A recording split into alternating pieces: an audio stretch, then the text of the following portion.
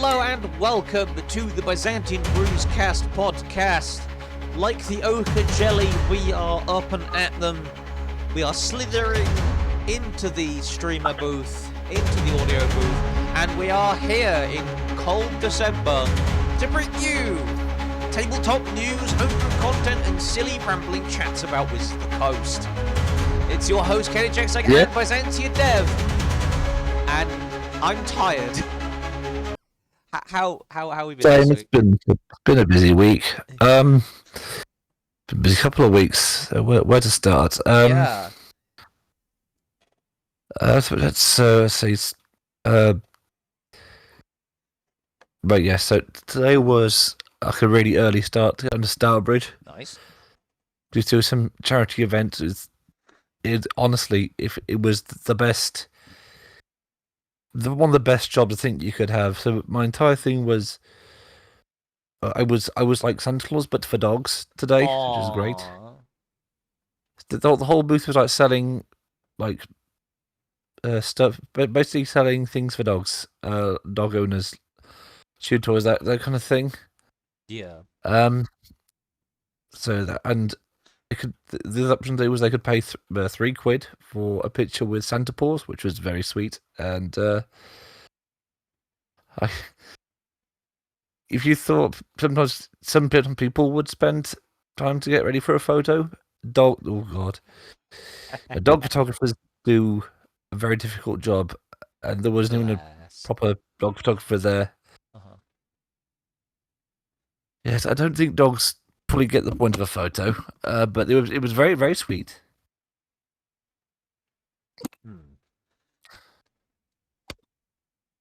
What else was there? Yeah, the whole week's been like that. Electric Six, I saw them on Wednesday night.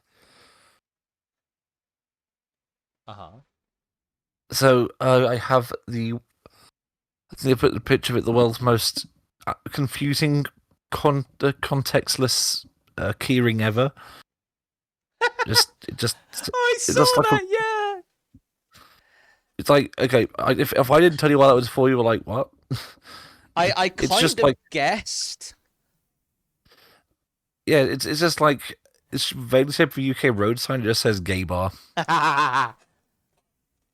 Wonderful. It's just wonderfully out of context. I didn't feel like carrying anything. Did like a full poster size thing with me, which would cost like £40 or something. It's like, nah, I'll just get one of these. Saturday was, we put up all the family Christmas lights are up. Our grandparents' nice. Christmas lights are up. It was a whole day from about 11 onwards. Yeah. Till about 7. Not all just the lights. There were just things he did doing. Yeah, I haven't even put my tree up yet. I've got like a tiny tree. I can't be asked. I haven't put it up yet. I could get mine up now, but I've just been catching up on sleep today at least. I've got to put up my Lego Christmas. Oh no, it's actually I've got to put it back in the town centre again. I got my Lego Christmas tree from an old they do like gift with purchase stuff. They get like a bag of bits. Yeah. So last Christmas they did one, and you could build a Christmas tree out of it. So I did, and I've put it to one side for the rest of the year. I didn't want to like put it somewhere and then forget about it, but I'm gonna put it back in the town centre now. I think I don't have like LEDs for my city, but I could get some actually. I could put some like little LED stuff in the apartment centre actually. But that's my Christmas decorations. Just like yes. Since my Lego area kind of takes up most of my space, I have to jazz up my town instead of jazzing up an actual Christmas tree. That's cool. It's gonna be quite a good tree this year because I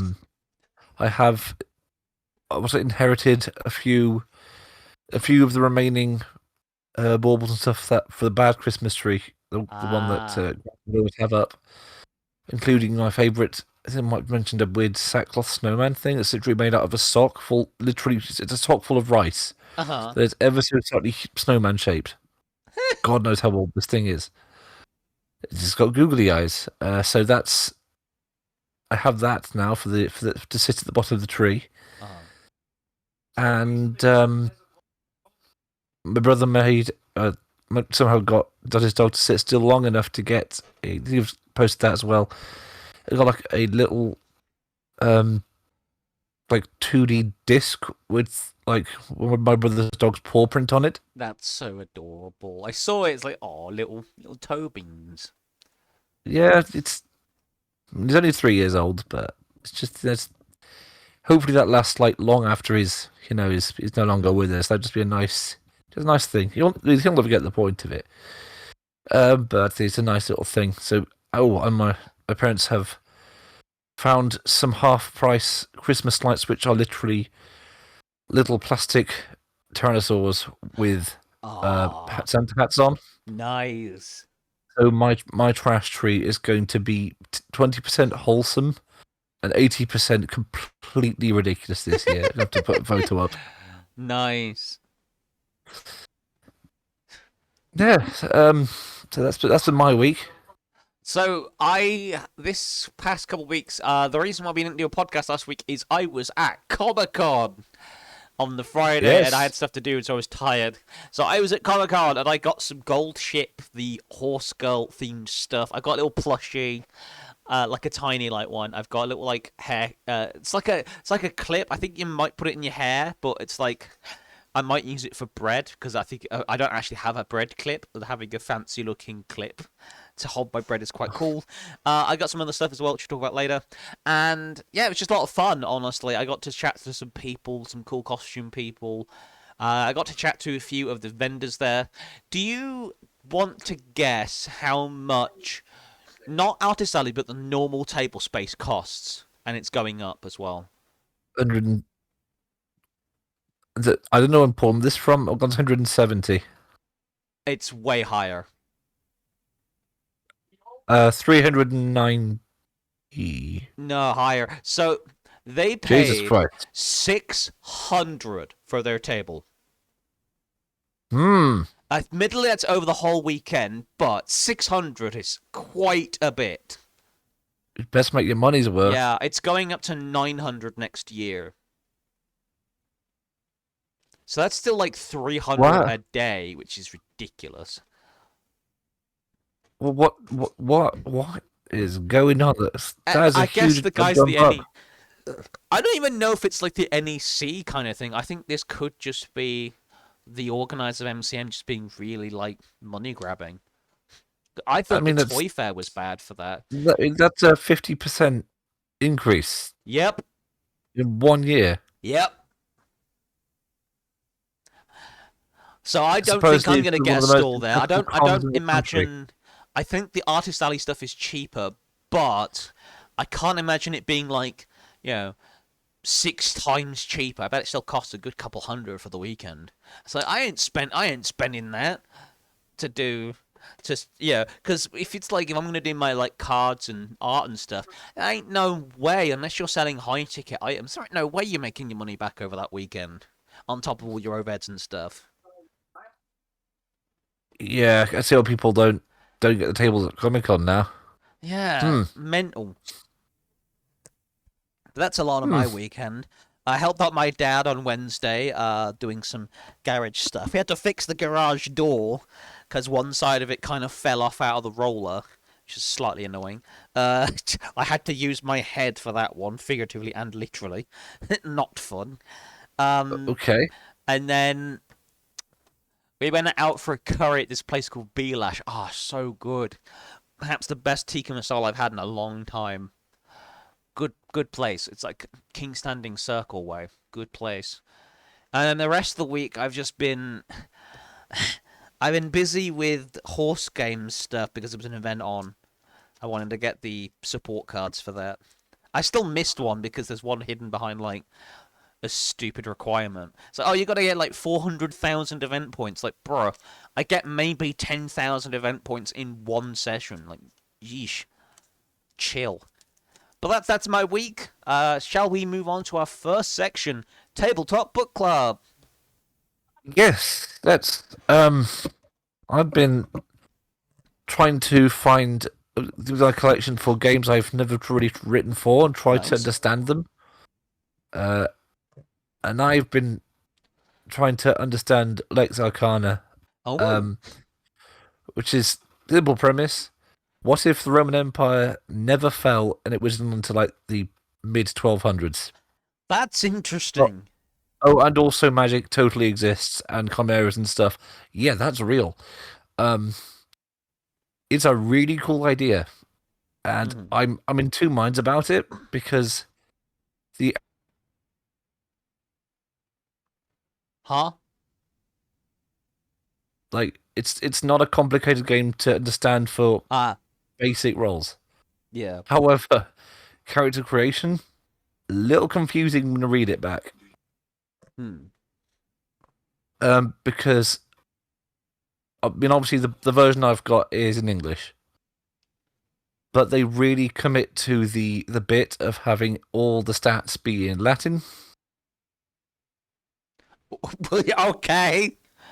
So, also they don't call it like dexterity. It's coordinatio, or brackets coordination, because it's Roman. You see, you couldn't just call it strength. It would be like debello or something. So, and that's cool and all, but trying to like read through the character creation step by step is like, wait, why am I doing that in that order? And there's a lot little mini steps in between. And it's not the best explained, especially when it's trying to. It feels like trying to read a tabletop book for the first time a little bit because it uses different terms for the same thing. Like there's two core sets of stats. Like stats, and then you got skills, and then you have specialties, which are more advanced skills. Right. And I'm not entirely sure how to figure that out. The way I figured some of this out was by using some of the in-game examples they used. There's no like table saying like skills. Great example. The full skill uses 2 of the core stats, and the total the total is the core stat. That's with the full number.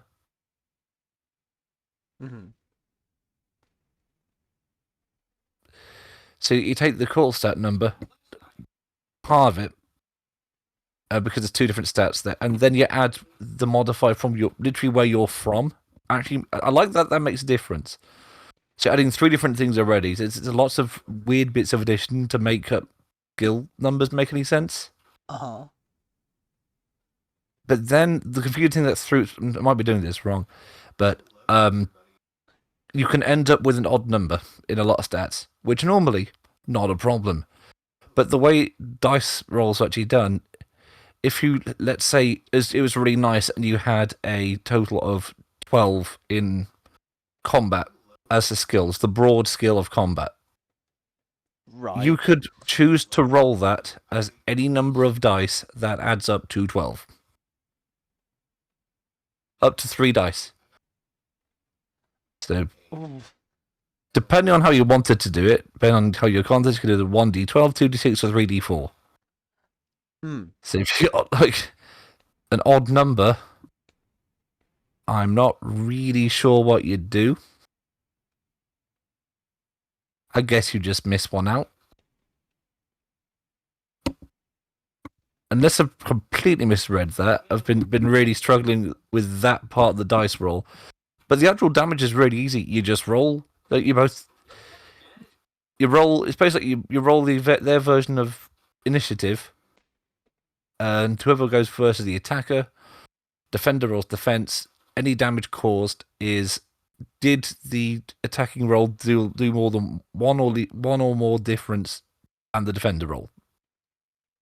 And then the most complicated that gets is just knock the damage down by arm forward. But actually setting up the stats is lots of little bits of maths. Yeah. So yeah, it is. I'd say it is selectively complex, which is a bit of a ball when trying to wrap my head around it. I can imagine.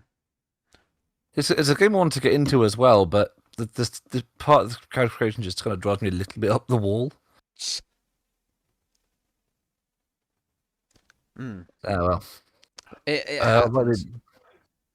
it's new system syndrome.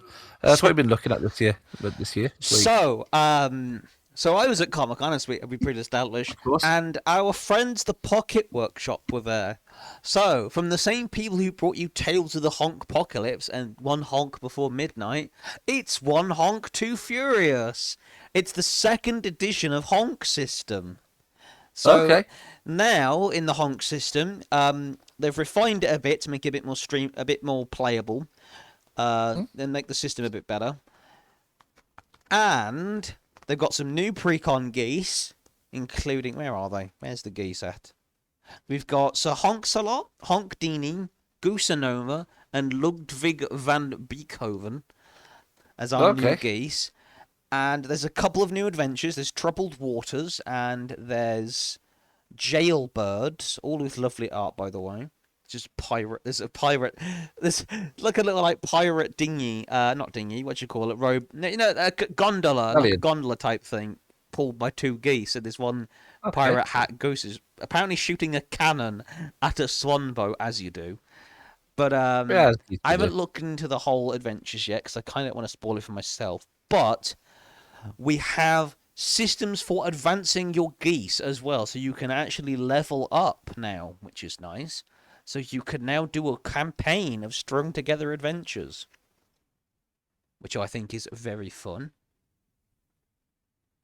Okay, that sounds fun. I remember having quite a good time with the first version of it. Yeah. So they got like adventure prompts, different village ideas. So we've got, for example, a Wild West village, Nice. saloons, lawmen, the 315 train carrying a load of brain, flying south for the winter to go to a tropical island. It's only like footnotes, but it's quite a cool.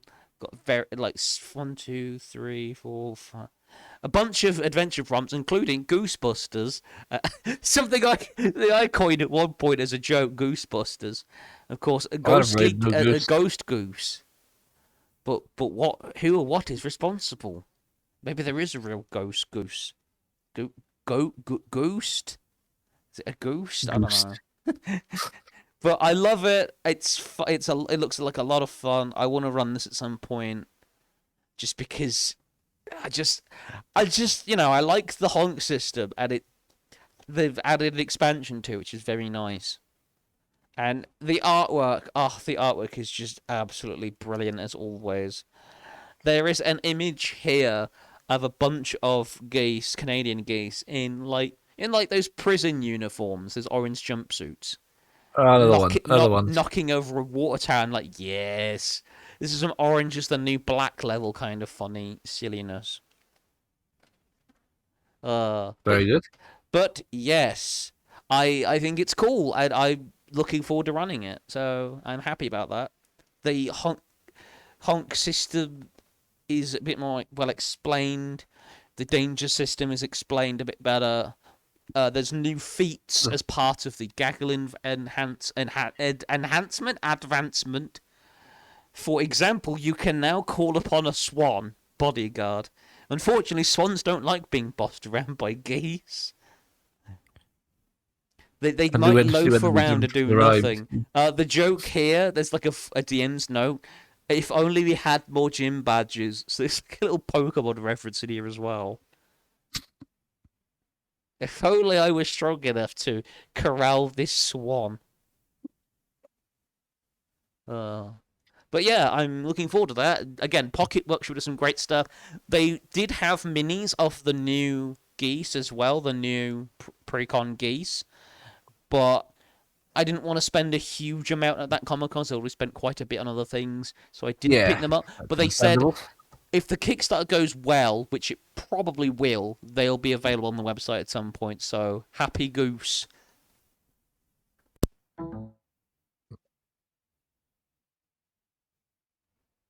Oh, you all right? So on to our next section.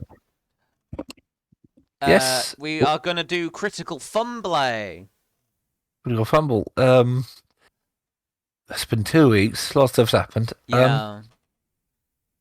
So, uh, in Tabletop Land, I did see an interesting post. I worry we might have found the same one, but I heard there was rumors of a cancellation of the Monster Hunter Magic the Gathering secret lair. Yes, so they are cancelling. They said they're going back to the drawing board with it. So it is going to be released. It's just not going to look as it did. I think they've realised, oh shit, yeah, this is pretty shit. We're going to fix this. They're pulling a Sonic the Hedgehog movie. Yeah, how do you mess it up? Not to be funny, but I think Monster Hunter, we're talking like 23 years of potential content for cards at this point. Yeah, and they somehow fumbled the bag so hard. You've probably got legal access to at least dozens of potential monsters. Yeah. A lot of them are iconic. It's a very difficult thing to mess up, frankly. Yeah. So yeah, that was the obvious one that sort of stuck out to me. In non tabletop land. Now I don't know what this means exactly. But I have been seeing. Well, for those that don't know the UK, the Labour Party is our really one of our more left wing lots of parties, and they're currently in power. Yeah, which doesn't say a heck of a lot, really. We don't really have a right wing party here, to be really honest. I was going to say the opposite. We don't really have a true left wing party. They're kind of all just middlingly centred. That's also true, but yes. Anyway, Bleeding Party has backtracked on a few things, like jury. The crime would not be 3 years or more if they were found guilty. No jury trial. Yeah, which is like that's a thing. There's also general elections, 2026 next year, so it'll be about May time. They've delayed those as well. Eesh. So that's got a lot of people tend to be riled up. And I don't know why this is this specific, but in London alone, currently just London, there's been a decision to ban digital ID. I guess the other part of the country will do the same. But just London so far has said no. So I assume that will that's a silver lining at least. That people are actually standing up for stuff. Yes. Yes, whoever's in charge apparently has no control over the country. So it's been a really funny thing to watch, having no real impact on any of it. Mm. It's like watching a slow motion car crash right now in the UK. No, put into perspective, I don't think we've had a prime minister this unpopular ever. Liz Truss wasn't. Liz Truss was a trash fire, to be fair. Somehow Liz Truss was unpopular with both the normal folk and the rich folk.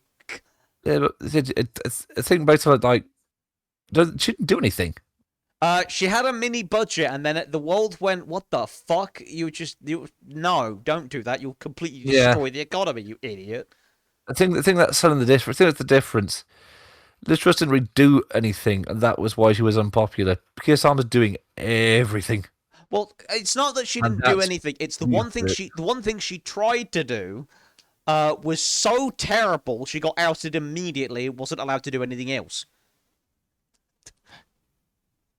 Yeah, yes. So we're not being run by good people right now. Yeah, I reckon some people in the US would say the same.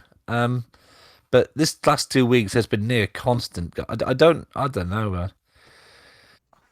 Need those Gordon Ramsay shows. Yeah, where he'd go to some struggling restaurants. Can we do it with Kitchen. Yeah. Can we have like a Parliament edition? Of like politics, Gordon Ramsay just rock up and just tell them off and just like, oi, what are you doing? Yeah. I don't know what to form that would take, but we need like a reset. Something's going wrong. Just send Gordon Ramsay himself in. That'll do it. He does. Yeah, he's never been a politician in his life. Just send him in. What are you fucking doing? This budget is raw. I would love to watch Gordon just yell at politicians for like 2 hours. Oh, That'd be great. All is not well in the UK. yeah. So all is not well in Bikini Bottom apparently either. Have you seen some of the trailers for the new SpongeBob movie? It just looks weird. It's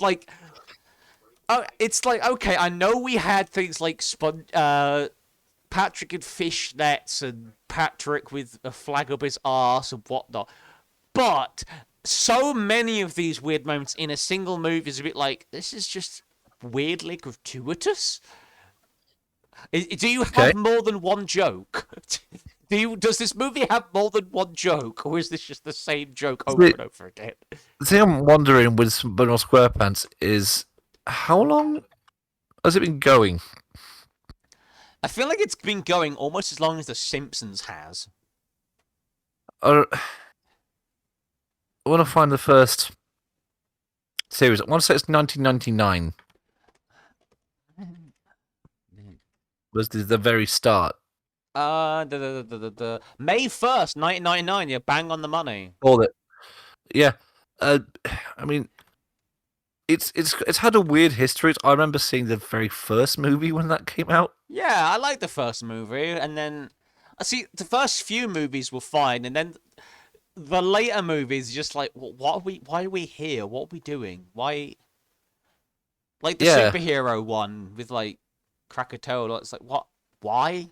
We had an episode on this and it was funny, but you basically turned an episode into an entire movie. It's like what are you doing here? It's a weird thing of. I mean, the episode like half an hour long, aren't they? Yeah. It's long. It is a quick fire kids show that has been doing the same thing since 1999. Yeah. It's like, how do you take that and stretch it to feature length more than once? Yeah, it's like your first few attempts were fine, entertaining, I suppose, and then I'd like the Plankton movie, which I saw because it was posted to Twitter in its full entirety, which was very funny. It's like, why are we here? Again, this is just a very, very long, drawn-out joke of, oh, okay, Karen's a girl boss now. Great. Funny. Again, it's like, this would have worked in a 30-minute episode, but not. In fact, no, because isn't it like SpongeBob is separated into two 15-minute things? Each SpongeBob has like 2 bits. So it's like, this would have worked as a 15-minute episode, but you've drawn a 15-minute episode out to like an hour and a half. It doesn't work. Yeah, the only reason... just wrong format. Yeah. The only reason one of the movies worked is because half of it involved Patchy the Pirate, and that was brilliant. It was like a bright, something we don't normally see in SpongeBob. The weird fanboy guy, man. Yeah. Who is also, I think, Tom Kenny, which is hilarious. I think part of the reason the show's still... I think part of the sign that the show has taken a turn for the weird is that people... I don't know how many people, are still watching it now as opposed to when it started. But then mentally, the people that started watching it from the get-go would have been like, yes, SpongeBob, I can relate to this guy. Now they'd be thinking, they're probably closer to Squidward mentally. Yeah, and even if you are weird. Like, the core audience really for SpongeBob is turning like 30 soon. Yeah. Is turning 30 soon. Like, what are you doing, man? But it's interesting fan base because it's always kind of run a little bit on nostalgia. Yeah. But it's also I'm not going to say that the humor's really matured much. No, there are still some like okay for a very long time. Yeah, and it's like what are you doing? But then it gets written so like a proper old school soap opera. Where would you call the end? Yeah. It's because it's not like SpongeBob was built to be this aspirational character. It's actually kind of written to be a bit of an I think the annoying kind of. I think the issue is that SpongeBob is basically the mascot of Nickelodeon, so It is, yeah. they can't really stop making SpongeBob episodes because he is their flagship, and they haven't really been able to make get Catch the Lightning in the Bottle again and make a new mascot to, I guess, succeed or replace SpongeBob. Yeah, I mean, there's one of those characters that, I mean, they do like those promo shots of, like, when they'd roll out all day events and all the. You've got to look at that, and I look at those and think, right, how many of those shows are no longer relevant or no longer running? Because it's Yeah. pretty much outlived all of them. Yeah, Which they don't do Jimmy crazy. Neutron anymore. There's no more Danny Phantom stuff. Samurai Jack, as good as it was, Yeah. has disappeared and out of relevance like twice. Avatar moved on from Aang and moved on to Korra, and I don't Yeah, know if there's going to be another season of that show. So I think that's, there I think it's is, which gone. I'm actually kind of looking forward to. The premise Well, sounds a fair bit enough. incredible. Yeah, Have you seen it? I haven't. No, I Heard it? haven't. There's just a shot of it, but this real plot will be a bit amazing. So I didn't watch Legend of Korra; wasn't really my thing. But so long story short, Oh, you went for a second. Korra had to sacrifice all of the other previous Avatar Oh lives. yeah, she broke the So cycle. yes, but the Avatar still happens. But because of what Korra's done, the spirit world kind of seeped into the material world, and the new Avatar is now living in a world where people hate the Avatar because of what the last one did. Hmm. Uh, and the only ancestral memory they have to work with is Korra. Brilliant. So I feel like as someone that really didn't like the character of Korra much, I feel a little vindicated. But that's just a really funny premise. That's actually brilliant. That's amazing, actually. I don't know if that was deliberate or not, but some of the fans read that as so we were kind of right then. Yeah. Um, I guess, in other news, I think Fairly Odd Parents is still going, but yes, it's a new thing with a new character, so it's not like its original Timmy still. There's a yes. new person. So I guess they could maybe use Cosmo and Wanda, but like again, they're also kind of characters that are pushing it a bit age-wise. Even if they don't age, but I think voice actors' voices will Well, this is it. There's like change voice slightly. actors and stuff. I mean, I know that like you can survive for one flagship character.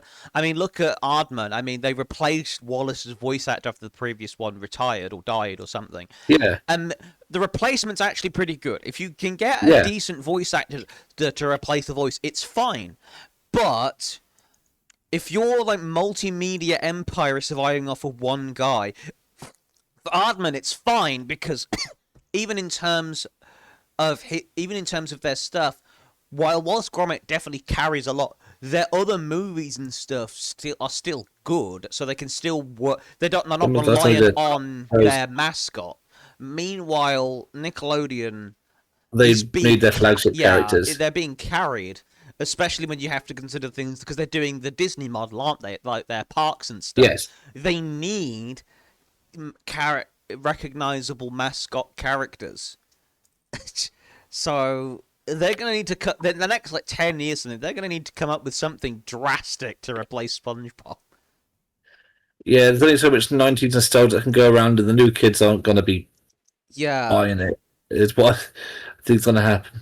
Um, Yeesh. So that's my critical fumble of just like what is it? Why is this movie?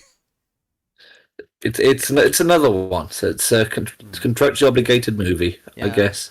My other one actually is you talk about Liz Truss. She's become Oh, a podcast YouTuber. you're joking. I'm Oh, not we can do kidding. this I am trust not now. kidding. Of all of, she couldn't seem to get a post prime minister job somehow. You know, like all the others did, and so now she's like some grifter podcast YouTuber. Oh, we're competing with Liz Truss now. Oh, that's Oh, hilarious. great, great. Well, I mean, we are better than a lettuce, so she's got no chance. Okay, but I think we should aim higher than better than a lettuce. But Yeah. Of course, of course. Yeah, we don't need to wipe the sweat off our brows just yet. oh, gee, but that is weird. Well, now I know. So yeah, that's Critical Fumble. I just want to take a minute to say that whilst I was doing research for Critical Fumble while we were doing this, I've been seeing this video on loop of I guess it's like a foundation thing for a house, you know, those foundation laying machines. But it's got a unique attachment. It's Shrek shitting out the grout for the foundation of this house. Oh, I have no idea what I am looking at, but I am incredibly whelmed by this. If this doesn't sum up this critical fumble, I don't know what will. it's been a busy one, but the backlog always does produce some strange results. Let's have a look. Yeah. Oh, I don't. okay. The internet is a weird place sometimes. Again, the Shrek film has taken a strange turn as a franchise. Yeah, like we're now focused on Shrek's kids. Whenever that movie eventually No, comes out. it's not that. But people associate it with weird sex jokes now. Oh yeah. It was the funny. It used to be the funny ogre movie. Now it's this. Yeah, the Shrek is Love Shrek. I mean, I think the Shrek is Love Shrek is Live Gmod source of video started all of that. Oh yeah, I thought it's again 1999 2000. It was Yeah, yeah. kids these days, they don't know how good they've got it. They've got like tongue, Sahur brain rot. We had Shrek is Love Shrek is Life. And I was kind of Vine Swords as a little bit of brain rot. yeah, and some of the commercial chaos Vinny stuff and the spin, etc. And goes stairs. Yeah, we had our brain rot, but yeah. At least most of our brain rot wasn't like heavily commercialized, I guess, and turned into a product. It wasn't all brain rot. It was a break in between the brain rot. Yeah. Which I think was the massive deciding factor. Yeah. Although sometimes the commercial was the brain rot. Do you remember the I'll watch some Crusher advert where all those cats and all the cows get crushed by bottles of Crusher? I never had. Do you have Crusher? I had some when I was a kid. It was very mid, Crusher. Honestly. It's not not that great. It's all right at best. It's not that great. That's a shame. The advert's great. Yeah, it wasn't that good actually. Turns out when you have a milkshake syrup instead of a powder, it doesn't work all that well. Yeah. Yeah. Okay then. It doesn't actually mix properly half the time, and it wasn't particularly flavourful. If you tried to drink it straight, it was far too syrupy. So it's like great. Fabulous. Anyway, shall we move on to our next section? Let's move on to our homebrew of the week. Homebrew of the week? Yes, we were doing Lancer this week, if I recall. It was, yes. I've done a couple this week. Nice. I was inspired a little bit. I was watching someone play through virtual on the Cyber Troopers. There was the PS2 one because the music's really, really good. And I came up with my in-universe version of a Gundam. Ooh. Because I've been getting into Gundam series way after their sell-by date because I never really watched it the first time. And I thought Seed was passable, at least for the mech designs. Yeah. And I started watching Gundam Wing. It's amazing. Watch Gundam Wing. Mm-hmm. It's really good mid-90s stuff, and I love it. And that inspired to make my own equivalent of the Gundam suits. Did you get to Endless Waltz yet? I have not yet. I'm still on Series 1, middle of that. Because Endless Waltz is the one in which my favourite Gundam shows up. Oh, very okay. Tall Geese EW. Oh, Tall Geese is pretty cool. I like the heavy arms myself. It's just that sniper rifle, you know. I haven't gone quite that far. It's not about spoilers because it's a 20-year-old series, something like that. Yeah. So yes, the difference is I have my own classification. So I've done the standard ones are mobile frames based off. It's kind of stole that name from Zone of the Enders, but it kind of works. Yeah. So you've got the Thunderbolt, which is I designed as a mobile, like a standardized mobile frame for commando troops. So the idea was they rely on basically lower tech equipment that can easily work. Right. Wait, why is it opening a search engine just to look at the thing? Very silly.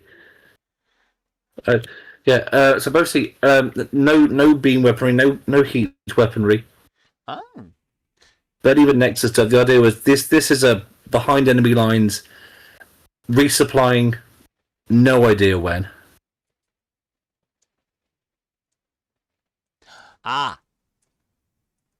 So, what would commandos do with that kind of stuff? So, also, I've been looking through the rules around that. I love the reliable weapons. So, those that don't play Lancer, reliable means even if you miss, you do a slight amount of damage. The weapon just works that well. It's a really cool little ability. The high spec stuff actually comes into its actual mech frame abilities. So it has the EVA module, which is the standard. It can fly. It can swim nice and quickly. But also, let's try and open it up because this is for some reason my new search engine has decided to be a little more Oh no! It has it it updates itself when it was just you weren't without permission. It's oh, brilliant! Yeah, it's this has had a mandatory update. Fuck you. Didn't ask, but thank you very much. Let's open because I don't know Lancer that well. I've just actually come to research it. Reactive weave. There we are. Yeah. So when it braces, it becomes invisible until the end of the turn. Ooh. So actually, it is stealth. It moves quick, reliably does damage, then disappears again. And a retractable profile, which is another weird one. So basically, it makes it +1 difficulty to find it when it's hidden. Ranged and attack attacks +1 difficulty. You do become slowed. You can't make attacks. So basically, it has a hide mode. Nice. And as the homebrew bit, I gave it called it the Harrier system. It can basically, as a quick action, it can move a second time. The second time they do it is half user speed +1d3, so it's not too broken. Yep. But it's basically the commando bot. Because I quite like commando stuff in any setting. I think that's neat. My actual Gundam, which was the up-Gundam version of this, was I decided to call them the Seraph frames because that sounded cool in a mech kind of way. They get their own classification. The Seraphs are their own thing. I only want to be there 5 or 6 of them because they're the high spec, best thing ever units. So the first one I called the Radical. It was designed for end the fight quickly, do not mess around. So it was designed to be really, really, really, really fast. So it's a speed of 6. I haven't seen anything quicker than that on the mainline mechs, at least on the comp stuff. Yeah. Of course, got the EVA. I like the EVA. It's funny if you want to dynamite, the EVA just seems to work for all areas, kind of things. It's the rapid burst jump system. Okay, so it can fly. It can fly when it boosts. Nice. But it has to end the movement on the ground when it does so. So what it does is move really, really, really quick, which is cool. it can. So when it moves and makes melee attack, they can add half their speed to it. Mm. So the whole thing is get in quick, do job properly, take the questions asked, and overcharge. So they can use a quick action to move one time. Then they take 2 heat for it, but they can just choose to just overheat it. Mate, that's cool. Yeah, it's all about think about the stuff later, get in there like crazy.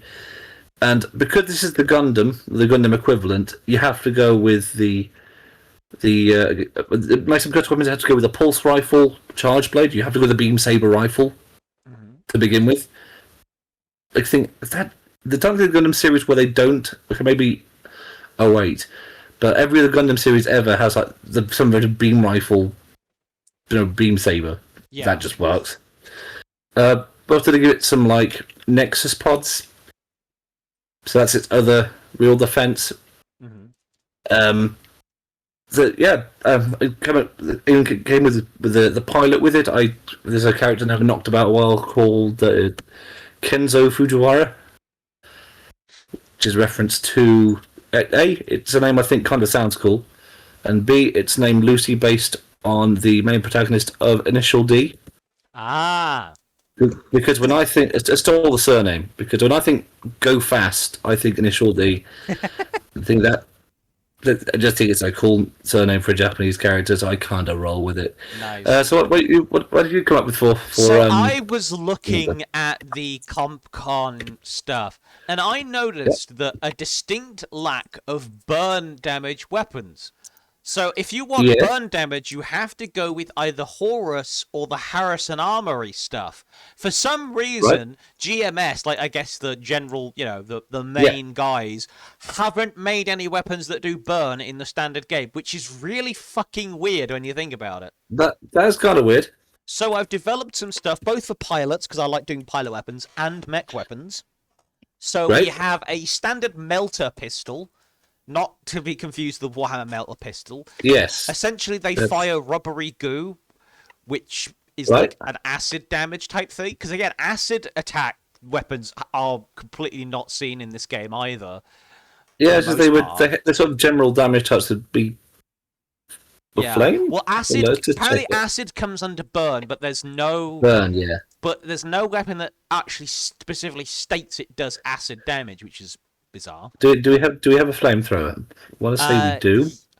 So Harrison Armory has a flamethrower, but get this right. We'll get to this in a minute. So the lore for the thermobaric Harrison flamethrower, it says that GMS made a flamethrower prototype during this conflict, but there's no sign of that in their side of the CompCon stuff, which would have been nice. So we don't have a regular variant, despite the fact that one apparently exists. Until now. Yeah. So we've got the melter pistol, standard range 3, 1 burn damage. Chemical thrower has threat 2, 1d2 burn damage. On a critical hit, can inflict shredded if the target is size 1 or smaller. So it gives pilots an ability to actually affect and give status conditions to smaller mechs in a pinch. Okay. Also, it's also otherwise known as the GMS Chem Sprayer. We got a flamethrower, threat 2, 1d3 burn or heat damage. I figured you could go either or, really, if you want to do variable damage. It's called the GMS. It's called the GMS Prometheus VR2. It's a heavy weapon. Embodies the ethos of primal simplicity. Fire has been mankind's favourite weapon since the Neolithic times, so why stop using it when lasers have been invented?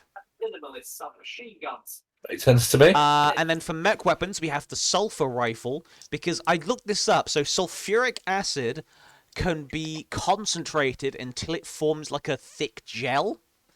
So you could shoot that. So the GMS sulfur rifle EO21, range 10, 1d6 burn, has reliable 1. So it's effectively a variant of the standard assault rifle that does burn damage instead. Very good. I like the assault rifle. We got the crystal carbide, something a bit different. It is a heavy sniper rifle, range 20, 2d4 burn, accurate 2. So It doesn't do a ton of damage, but because it does burn and it's a sniper rifle, it's brilliant for long-range stuff. Because, again, you can do long-range damage over time. Some havoc. Okay. Yeah. And it's loosely inspired by, the needle carbine from Halo. Yes. So the idea is you shoot these sort of crystal, little, crystal spikes at something. They explode and shatter after a few seconds, and then the remnants basically melt down into a liquid and cause the armor around to shatter and damage and stuff. Also, R&D wanted to build something that looked flashy. The Galaxy Fair. That's fair. And then we have and then we have the flamethrower, the heavy QCB flamethrower. So this is the Krakatoa prototype. So basically, this is just a weaker version of the other Krakatoa. But the kick is it's just a weaker version of that, but it's probably more likely to be found than... It's basically a more entry-level version of the flamethrower, basically. Okay. And then finally, we have something really kind of interesting. This is called the GMS Acid Raid SP2EX, otherwise known as the Caustic Mortar. It has arcing and an accurate. It basically creates a dangerous terrain situation by literally creating localized acid rain using cloud seeding. Oh. Technically, it's registered as a war crime. That makes sense. But you can, in theory, pick one up if you know the right people. I mean, what's good make anything without war crime weapons? Yeah. Just pilots, bear in mind that because you're creating an area of dangerous terrain, don't walk into your own acid rainstorm clouds. So it's one of those very dangerous weapons, since it only does 1d4 burn, but because it lasts for 3 rounds, that 1d4, and it has blast 2, that 1d4 burn can be spread to a lot of targets. And it's also kind of used in the same way that things like mines are used, as a way of blocking off certain areas. Just so don't use it like an idiot and put it in your own path.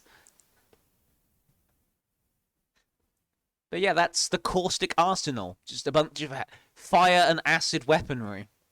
I should rework on my war crime weapons. There's a thought. I did think about making a napalm-based weapon, but I'm not quite sure how napalm really works, let alone how to make it work in Lancer, so... Plus, I feel like if I started Googling how napalm works, I'd be put on a list. How to commit war crime? Why was napalm banned after the Vietnam conflict? You can download the Anarchist Cookbook as well if you want some ideas. That would put me on another list, but yeah. Yeah. So that was our homebrew of the week stuff. Do we have any closing thoughts for this week? Yes, there's the wheel. Oh yeah, the wheel. Yes, of course, the wheel. I forget the wheel. Do you know what stupid search thing?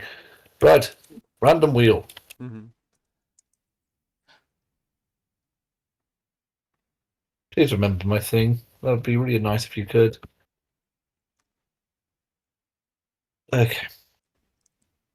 I forget what we had on it. It's some new ones added on. Nice. Come on. New wheel, new wheel, new wheel, new wheel. Okay, practical object. What are you remastered? Lancer is gone. I will delete that one. Trade tool. Ooh. I put them on there. Greco-Roman and pet. Oh. I like that one. It's appropriate. As you've been trying to sell dog toys for charity today. Nice. Right.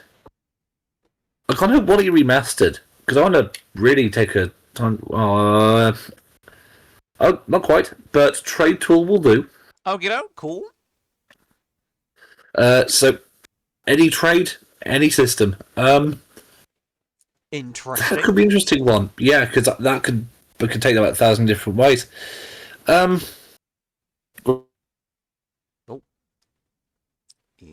It's the end of the year. Yes. So I was thinking of. Will you be missing any probably will be the last one, right? For family stuff. Yeah. And my other thought is we probably should do something deliberately nice and Christmassy and festive next week, if not the week of. Because we could do like a best like personal highlight of the year on the podcast. I think could be quite good. Okay. Because it's I suppose it's the spirit of like being thankful and. Oh, maybe we do like instead of homebrew of the week. Maybe we do a homebrew of the week anyway. We could look at what we think for each of us our homebrew of the year was. I love that idea, and it can.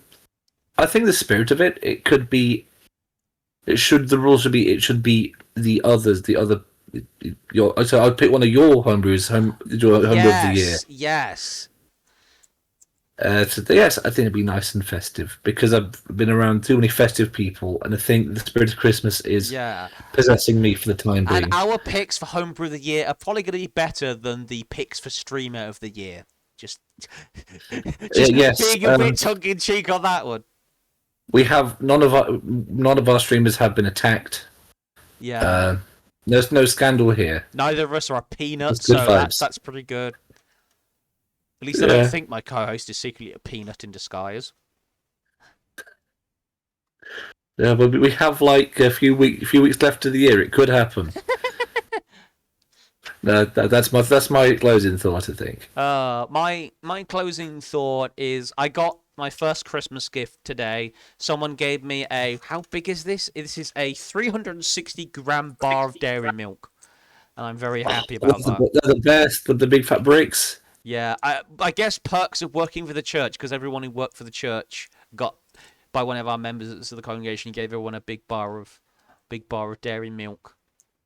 Nice. As a thank you for the year's worth of services and stuff, which is very nice of them. Yeah, it's got with big fat brick of dairy milk. I love it. Yeah, I think what I'm gonna do is I bought some milk earlier today. I think I'm gonna try. You know how like they do like a proper hot chocolate where it's literally just milk and a bit of chocolate. I might try doing that. Oh, that'd be great. Have to find that sounds cool. Are you? No, you're not around Thursday, are you? Don't think.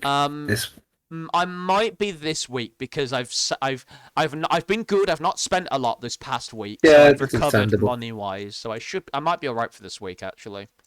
That's fair. There's no total assist back. It's all back in mind. Great. We have gone on a while. Yes, but that's what happened when 2 weeks pass. Yeah, we're almost at the end of our time, so we're gonna rate out. I hate to admit it. Following. Are we rating this week? Who's on a thing? Fire. You know, I guess we could rate Maple. Maple is playing Pokemon Fire Red, Leaf Green, one of the better Pokemon games. Until it's just that the era before Pokemon went a bit terribly. So Poppy down the grade with that. And we shall see you in the next. We shall see you next week. Yeah.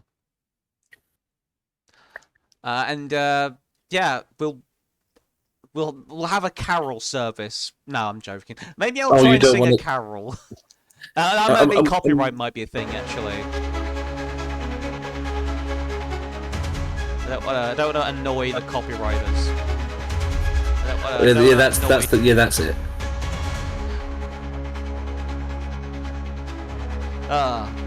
Bye-bye, everybody. And remember, roll those dice. May your dice roll many sixes. Or 20s, whatever we're rolling. Depending on what system you use. Yes. Do a little disclaimer. That was really quick. Bye-bye for now. We'll see you guys next week. Bye.